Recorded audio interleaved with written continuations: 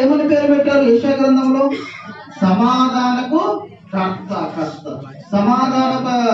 సమాధానకర్తయకు అధిపతి అని పేరు పెట్టబడింది. కానీ ఇక్కడనేమో యేసయ్య నేను సమాధానం తీసుకురావడానికి రాలేదంటున్నాడు, భేదము మీద చూపించడానికి వచ్చానన్నాడు. మరి ఈ భేదం ఎవరికి, సమాధానం ఎవరికి? ఈ రెండు బైబిల్లోనే ఉన్నాయి. మరి ఏది తీసుకోవాలి అంటే చెబుతున్నాను వినండి. ఎవరైతే దేవునికి వ్యతిరేకంగా బ్రతుకుతున్నారో, యెషయా గ్రంథము 1వ అధ్యాయము 18వ వచనాన్ని చూడండి. యెషయా గ్రంథము 1వ అధ్యాయము 18వ వచనం. యెహోవా ఈ మాట సెలవిచ్చుతున్నాడు, రండి మన వివాదం తీర్చుకుందాం. వినాలి. మన వివాదం తీర్చుకుందామని ఎవరు అంటున్నారండి? యెహోవా దేవుడు అంటున్నాడు. యెహోవా దేవునికి భూమి మీద ఉన్న బ్రతుకుతున్నటువంటి ఈ యొక్క ప్రజలకు ఒక వివాదం ఉంది. ఏంటి ఆ వివాదం అంటే వాళ్ళలో ఏముందంటే పాపం ఉందని నెక్స్ట్ వచనం చెప్తా ఉంది. ఈ వివాదం వల్ల ఏం జరుగుతుందంటే దేవునికి ప్రజలకు ఏం లేదు, సమాధానం లేదు. మరి యేసయ్య భూమి మీదకి వచ్చింది దేనికి సమాధానకర్త అంటే తండ్రి అయిన దేవునికి ప్రజలకు సమాధానం తీసుకురావడానికి. హల్లెలూయా, హల్లెలూయా. కొలొస్సీయులకు రాసినటువంటి పత్రిక 1వ అధ్యాయము 19వ వచనం చూడండి. కొలొస్సీయులకు రాసినటువంటి పత్రిక 1వ అధ్యాయము 19వ వచనం. ఆయన యందు సంపూర్ణత నివసింపవలననియు ఆయన శిలువ రక్తము చేత సంధి చేసి ఆయన ద్వారా సమస్తమును, అవి భూమి మీద ఉన్నవైనను పరలోకమందు ఉన్నవైనను వాటన్నిటిని ఆయన ద్వారా తనతో సమాధాన పరుచుకునవలనని తండ్రి అభిష్టమాయ. ఇక్కడ చెబుతున్న విషయం ఏంటిదంటే యేసయ్య సమాధానకర్తనే. ఎవరికి సమాధానకర్త అంటే ప్రజలకి దేవునికి మధ్య సమాధానం చేయడానికి వచ్చాడు, ప్రజలకి దేవునికి మధ్య సంధి చేయడానికి వచ్చాడు. ఆయన భూమి మీద పుట్టడానికి కారణం ఏంటిదంటే దేవునికి వ్యతిరేకంగా పని ఇక్కడ జీవిస్తున్నటువంటి ప్రజలకు మధ్య ఏం జరగాలంటే సమాధానం జరగాలి. వీళ్ళిద్దరి మధ్య సమాధానం ఉంటుంది కానీ ప్రజలకు సమాధానం ఉండదు. ప్రజల్లో ఏం కలగజేయడానికి వచ్చాడు? విభేదమే కలగజేయడానికి వచ్చాడు. మరి సమాధానం ఎవరి మధ్య కలగజేయడానికి వచ్చాడు అంటే దేవునికి ప్రజలకు సమాధానం కలుగుతుంది. హల్లెలూయా. ఎవరైతే యేసు రక్తములో తమ పాపాలు కడుక్కొని యేసే నా సొంత రక్షకుడు అని ఎవరైతే బాప్తిసం పొంది రక్షణ పొందారో వారికి దేవునికి సమాధానం ఉంటుంది. అలాంటి రక్షింపబడినటువంటి క్రైస్తవుల మధ్య కూడా సమాధానం ఉంటుంది కానీ లోకంలో ఉన్నటువంటి వాళ్లకు మనకు సమాధానం ఉండదు. ఎప్పుడూ భేదమే. ఎందుకంటే యేసయ్యనే ఎలా ఉన్నాడంట? లూకా సువార్త 2వ అధ్యాయం 34వ వచనం ప్రకారం వివాదాస్పద గుర్తుగా ఉన్నాడు. అందుకే యేసయ్య గురించి సువార్త ఎక్కడ చెప్పినా ఈనాడు ఏం చేస్తా ఉన్నారు?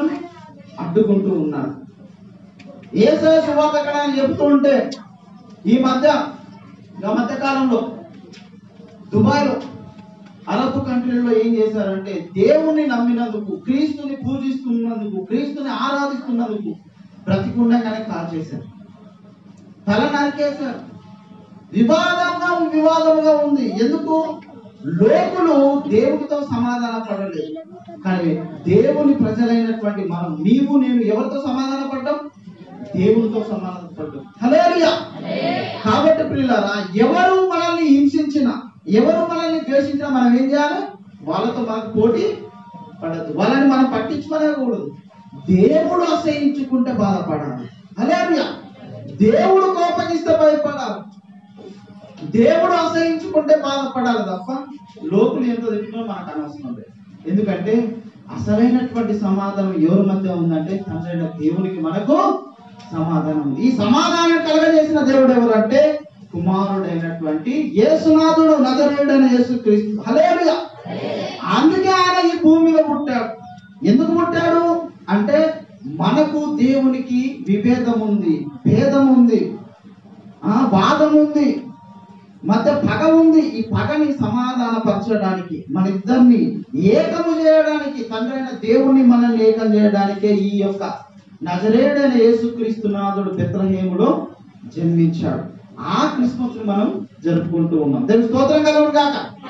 హల్లెలూయా, హల్లెలూయా. దయచేసి ఎవరైనా మన ఇళ్లలో కానీ, మన కుటుంబీకుల్లో కానీ, మన స్నేహితుల్లో కానీ ఒకవేళ సమాధానం లేకపోతే అది దేవునికి మనకు మధ్య సమాధానం లేకపోవడం కాదు, దుష్టుడు మనం సమాధానంగా ఉండడం చూసి కుళ్ళుకొని వాడు పెడుతున్నటువంటి చిచ్చు. దీన్ని మనం ఏం చేయాలంటే దేవుని సమాధానకర్త అయినటువంటి యేసునాథుడితో మనం కుమ్మక్కై ప్రార్థన చేస్తే మన మధ్యలో ఉన్నటువంటి ఆ అసమాధానం పోయి సమాధానం ఏర్పడుతుంది. హల్లెలూయా. అది అసలైన క్రిస్మస్. కాబట్టి ప్రియులారా, ఎవరైతే నిజంగా యేసుని ఆహ్వానించారో, ఎవరైతే యేసుని మన హృదయాల్లో ప్రతిష్ఠించుకున్నారో, యేసే నా నిజమైన దేవుడని ఎవరైతే ప్రతిష్ఠించుకున్నారో వాళ్ళకి ఈరోజు సమాధానం దొరికింది. హల్లెలూయా. తండ్రైన దేవుడితో మనకి ఎలాంటి విరోధం లేదు. ఒకవేళ తండ్రైన దేవుడితో విరోధం ఉంటే వాళ్ళు ఏమవుతారంటే నరకాగ్ని గుండానికి వెళ్ళబోతున్నారు. కానీ ఎవరైతే యేసు రక్తము చేత తమ పాపాలు వేడుకొని యేసుతో యేసే నా సొంత రక్షకుడని తమ హృదయాల్లో స్వీకరించి తండ్రైన దేవుడితో ఎవరైతే సమాధాన పడ్డారో వాళ్ళ జీవితంలో ఏం జరుగుతుంది? క్రిస్మస్ జరుగుతుంది. హల్లెలూయా. ఎవరైతే బాప్తిసం పొందారో, బాప్తిసం పొందిన కాడి నుంచి మొదలు పెట్టుకొని యేసే రెండో రాకడ వరకు మనకి ప్రతిరోజు క్రిస్మస్. హల్లెలూయా. కాబట్టి ఇలాంటి సమాధానం మనకు దేవుడు కలగజేశాడు. కాబట్టి తండ్రి అయిన దేవునికి మనకు సమాధానం ఉంది. కాబట్టి ఈ యొక్క సమాధానాన్ని బట్టి మనం ఈ క్రిస్మస్ జరుపుకుంటున్నాం. హల్లెలూయా. కాబట్టి ప్రియులారా, ఈ యొక్క వాక్యాన్ని మన హృదయంలో కదిలపరుచుకొని దేవుణ్ణి ప్రతిరోజు క్రిస్మస్ అండి. ఈ ఒక్క సంవత్సరం క్రిస్మస్ కాదు, సంవత్సరానికి ఒక రోజు వచ్చే కానే కాదు క్రిస్మస్. ఎప్పుడైతే రక్షణ పొందావో, ఎప్పుడైతే తండ్రైన దేవునికి నీకు మధ్య సమాధానం ఏర్పడిందో ఆ రోజు నుంచి మొదలుకొని మనం చనిపోయేంత వరకు లేదా యేసయ్య రెండో రాకడ వరకు మనకు కలిగి ఉండే ఈ సంతోషం అంతా ఏంటిదంటే క్రిస్మస్. హల్లెలూయా. కాబట్టి దేవునికి స్తుతులు చెప్తాం. ఈ వాక్యాన్ని బట్టి ప్రార్థన చేసుకున్నాం. రండి మోకరిద్దాం. పరిశుద్ధుడా పరిశుద్ధుడా ప్రేమ గల తండ్రి, కృపగల దేవా, స్తోత్రము నాయన, సర్వోన్నతుడు, సర్వాధికారి, సర్వ సృష్టికర్తవు నా తండ్రి ప్రభా. నాయన, ముందుగా మేము మీకు నా తండ్రి విరోధంగా ప్రవర్తించాం నా తండ్రి ప్రభా. ఎప్పుడైతే యేసునాథుడు మా హృదయంలోకి వచ్చాడు, యేసునాథుడిని మా హృదయంలో రక్షకుడుగా మేము ముద్రించుకున్నాం, ఆయన రక్తాన్ని మేము ఎప్పుడైతే ఆశ్రయించామో తండ్రి, మీకు నాకు మధ్య, మీకు మాకు మధ్య సమాధానం ఏర్పడింది. నీకు వందనాలు. ఈ సమాధానం కొరకే నీ ప్రియ కుమారుని ఈ భూమి మీద అవతరింప చేసినందుకు నీకు వందనాలు. అలాంటి క్రిస్మస్ మేము ప్రతిరోజు ఆనందిస్తున్నామయ్యా, అనుభవిస్తున్నామయ్యా, నీకు వందనాలు. ఈ అనుభవానికి కారణం నీవే తండ్రి. యేసయ్యా నీకు వందనాలు. ఇదిగో ఇప్పుడు చెప్పబడినటువంటి ఈ యొక్క వాక్య సారాంశాన్ని నా తండ్రి మా జీవితంలో ప్రతిరోజు మేము ఆనందించడానికి సహాయం చేయండి. ఈ వాక్యాన్ని మా హృదయంలో విత్తినందుకు నీకు వందనాలు. ఇది మహావృక్షమై ఫలించిన తండ్రి ప్రభువా, మిమ్మల్ని మహిమపరిచి గణపరిచే భాగ్యము నాకు మాకు అందరికీ దయచేయండి. మీరే మహిమ పొందుకోమని, ముందున్న సమయాన్ని అధ్యక్షత వహించి నడిపించమని యేసు అతి పరిశుద్ధ నామములో అనుకుంటున్నాం మా తండ్రి. ఆమేన్. వన్స్ అగైన్ అందరికీ హ్యాపీ క్రిస్మస్ అండి. Thank you. అవకాశం ఇచ్చిన పాస్టర్ గారికి, పాస్టర్ గారికి కృతజ్ఞతలు.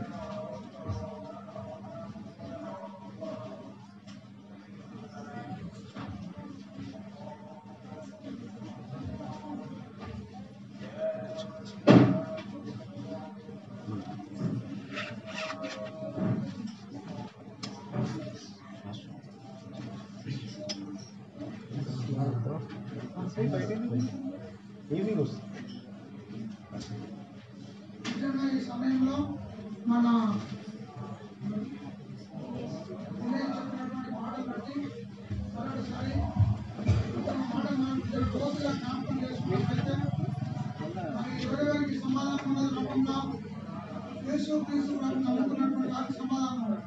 ఇంకో మాట మనం జ్ఞాపకం చేసుకుంటే, ప్రయాసపడి భారం మోసుకుంటున్న సమస్తమైన వారులారా మీరందరూ మీ అందరూ నేను ఏం చేస్తాను? యేసు ప్రభు ఏం చేస్తాడు? విశ్రాంతి చేస్తాడు కదా. అయితే మనకు విశ్రాంతినిచ్చే దేవుడు. విశ్రాంతినిచ్చే దేవుడు ఎప్పుడు వచ్చాడు? ఈ దినం వచ్చాడు. ఈ దినం పుట్టిన దినం కదా. మొన్న దినములో ఆయన ఏం జ్ఞాపకం చేసిన? క్రిస్మస్ పండుగ అంటే ఒంటి పండుగ అని చెప్పిన. ఏమని చెప్పినా? ఒంటి పండుగ మీరు అందరూ కూడా ఒంటి పండుగ చేసిండ్రా? అందరి ఇళ్ళలో కూడా మరి పంటి పండుగ చేసిండ్రా? హల్లెలూయా. అందరి ఇళ్ళలో పంటి పండుగ చేయలేరా? అట్లయితే వేస్ట్ మీరు అందరు. అట్లయితే వేస్ట్ కదా. పంటి పండుగ చేయకపోతే ఏం లాభం? ఒంటి పండుగ చేసుకుంటారు. అందరు పండుగ తెచ్చుకున్నారు కదా. అందరు ఒంటి పండుగ చేసుకుంటున్నారు. కానీ పంటి పండుగ చేసుకోలే అంటున్నారు కదా. అయితే ఏమంటున్నా? ఈ యొక్క దినానం మనమందరం కూడా ప్రయాసపడి భారం మోసుకుంటున్న సమస్తమైన వారనారా మీరందరూ నా దగ్గర రండి అని చెప్తున్నారు యేసుప్రభు. మీరందరూ నా దగ్గర రండి అంటున్నారు. ఎప్పుడైతే మీరు అందరూ నా దగ్గర వస్తారో అదే క్రిస్మస్ పండుగ అని చెప్తున్నారు యేసుప్రభు. అయితే మరి మన దేశంలో ఎవరున్నారు? కోయరాజులు ఉన్నారు. కోయరాజులు ఎక్కడ ఉంటారు? వాళ్ళు ఎక్కడ ఉంటారు? అడుగులో ఉంటారు. అంటే ఇప్పుడు కోయరాజులు ఎవరు? అది ఈ దినాలలో మనము ఒక ఆయన జ్ఞాపకం చేసుకుంటాం. అల్లూరి సీతారామరాజు. అల్లూరి సీతారామరాజు కూడా కోయరాజు అని ఎక్కడ ఉంటారు? ఇప్పుడు ఈ దినాల్లో ఎక్కడ ఉన్నారు వాళ్ళు? ఏ డిస్ట్రిక్ట్ లో ఉన్నారు చెప్పండి. మీ అందరూ తెలుసా? తెలియదు. అయితే ఇక్కడ ఈ టైంలో ఎక్కడ ఉంటారు? ఏ అడవులలో ఉంటారు వాళ్ళు? హైదరాబాద్ అడవులలో ఉంటారా? కరెక్ట్ చెప్తాను. వచ్చి తండ్రి బదులుగా ఎవరు? ఆ యొక్క కుమారుని బదులుగా తండ్రి ఆ యొక్క దెబ్బలు తింటున్నారు. 40 దెబ్బలు కొడుతున్నారు. 40 దెబ్బలు కొడుతున్నప్పుడు ఒక్కొక్క దెబ్బకు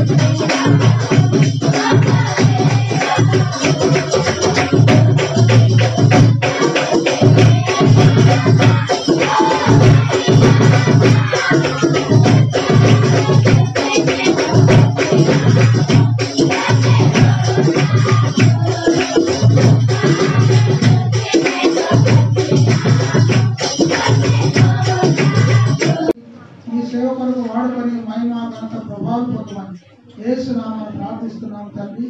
ఆమేన్.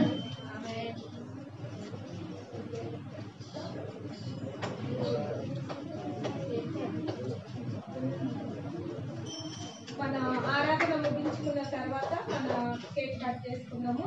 ఈ సమయంలో మనం అందరం లేచి నిలబడి మన ఈ షీట్ లో వార్తా సత్య శుభవార్త పాడుకున్న తర్వాత ప్రార్థన పరలోక ప్రార్థన.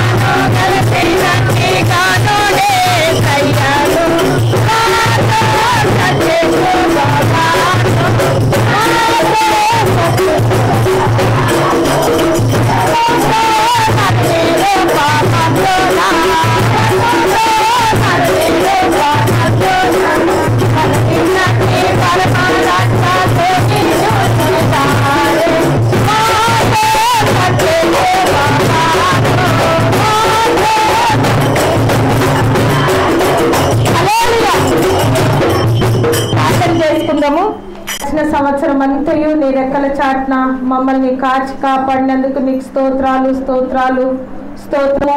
ఈ నీ జన్మదిన వరకు తండ్రి నీ కాపుదలలో మమ్మల్ని కాచినందుకు నీకు స్తోత్రాలు చెల్లిస్తూ ఉన్నాం. అయా ప్రపంచమంతయు ఎంతో క్లిష్టమైన పరిస్థితులలోనూ అయా ఎన్నో ఇబ్బందులలోనూ తండ్రి ఎంతో ఆయాసములోను ప్రవ్వా ఎన్నో కుటుంబాలలో తండ్రి బాధకరమైన విషయాలు తండ్రి తండ్రులను పిల్లలు పోగొట్టుకున్నారు ప్రవ్వా, పిల్లలను తండ్రులు పోగొట్టుకున్నారు ప్రవ్వా, ఉద్యోగాలు లేక ఎంతో మంది తండ్రి ఉన్న ఒక్కొక్క కుటుంబాన్ని ప్రవ్వా నీ యొక్క హస్తాలకు అప్పజెప్చు ఉన్నాం, నీ పాదాల చెంత పెడుతూ ఉన్నాం ప్రవ్వా.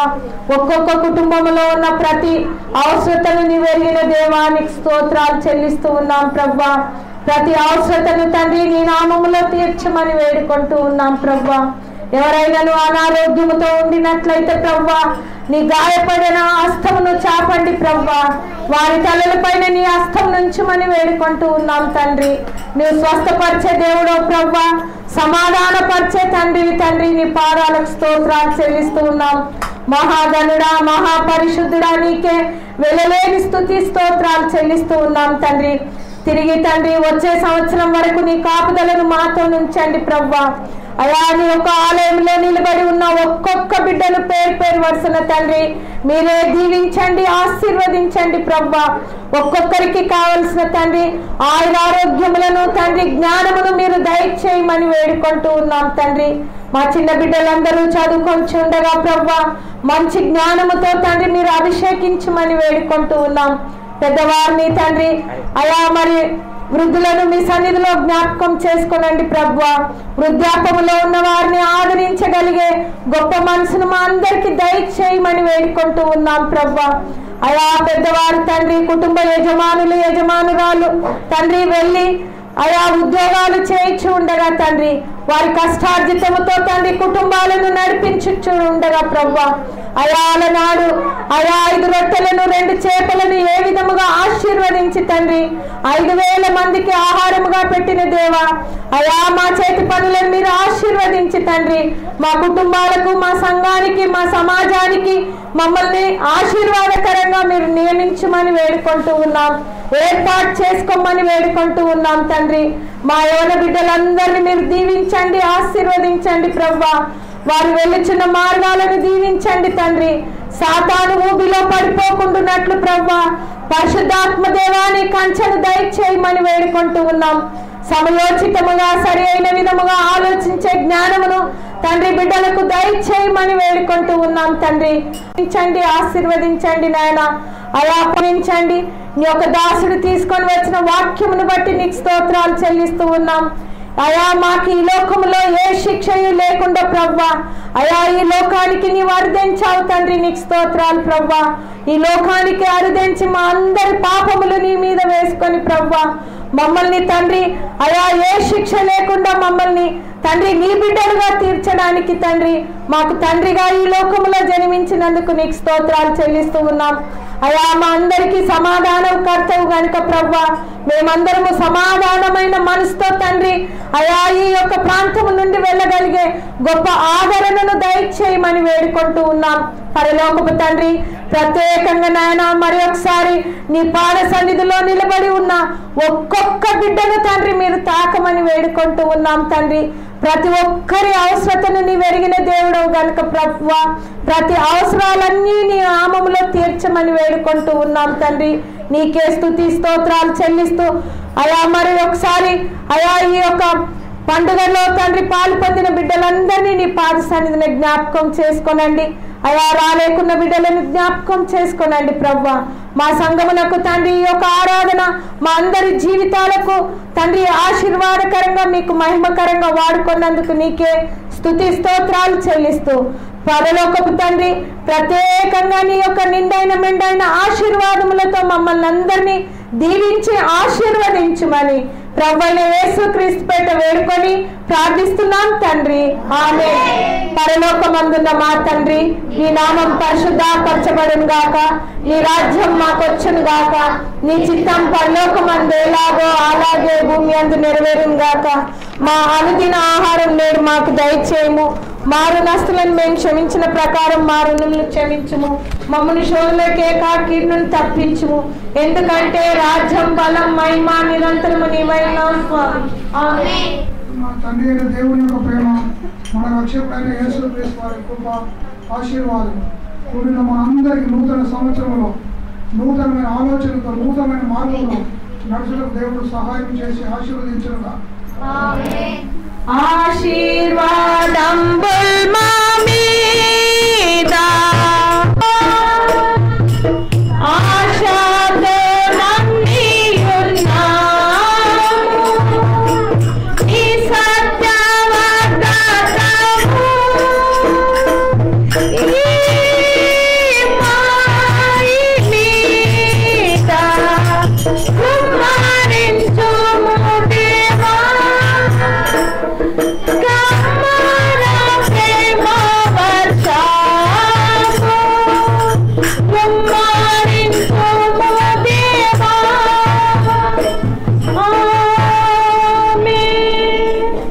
Happy Mary, Mary Mary, Happy Mary, Mary Mary.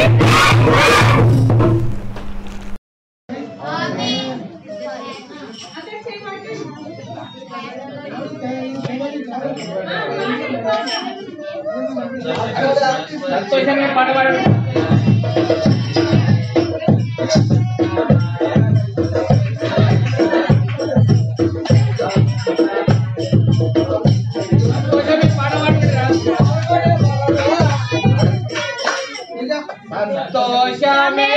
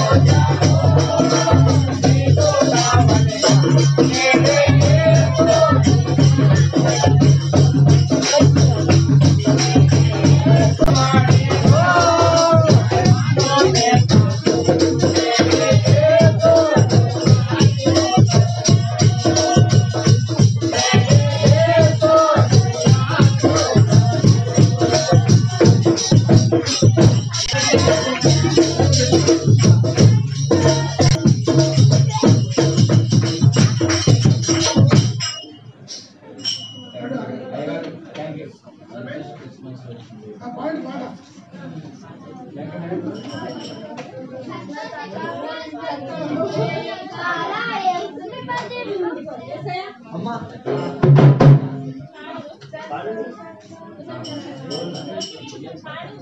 అమ్మా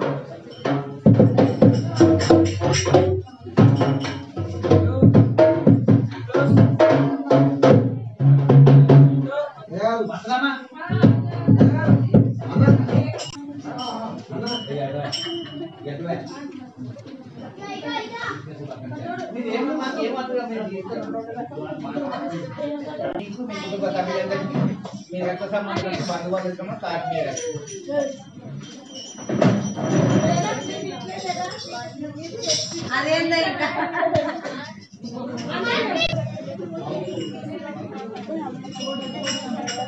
రోజా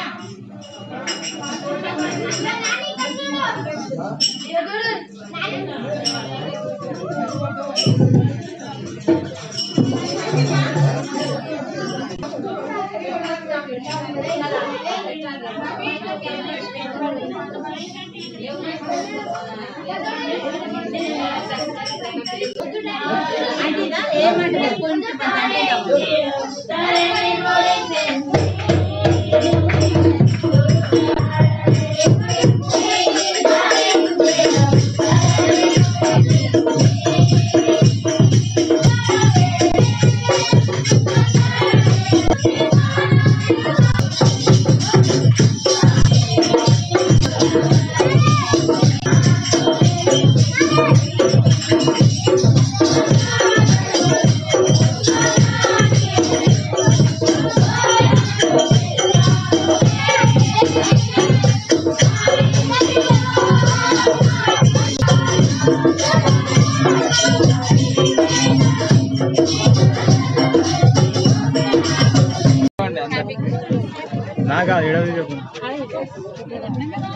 happy Christmas. Thank you, same to you.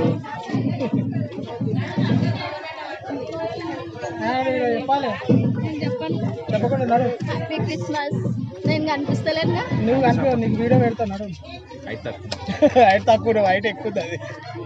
కొంచెం దించాలన్నా తప్పుడు కేక్ తీసుకుని తర్వాత ఎక్కడెక్కడ తగిలిస్తున్నావు? మళ్ళీ నేను వచ్చినా కరెక్ట్ గా మళ్ళీ వస్తాను.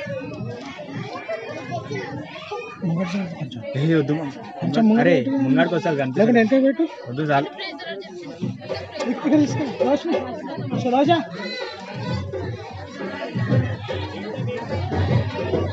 ఇక్కడ చూడు. Happy Christmas. ఏడొచ్చు అలా ఎక్కువ యూట్యూబ్ లో వస్తాయి.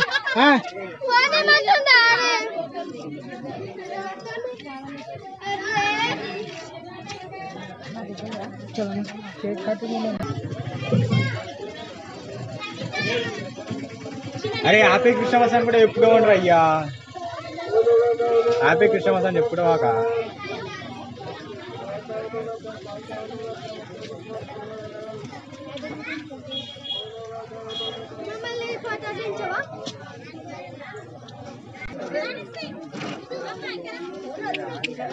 అరే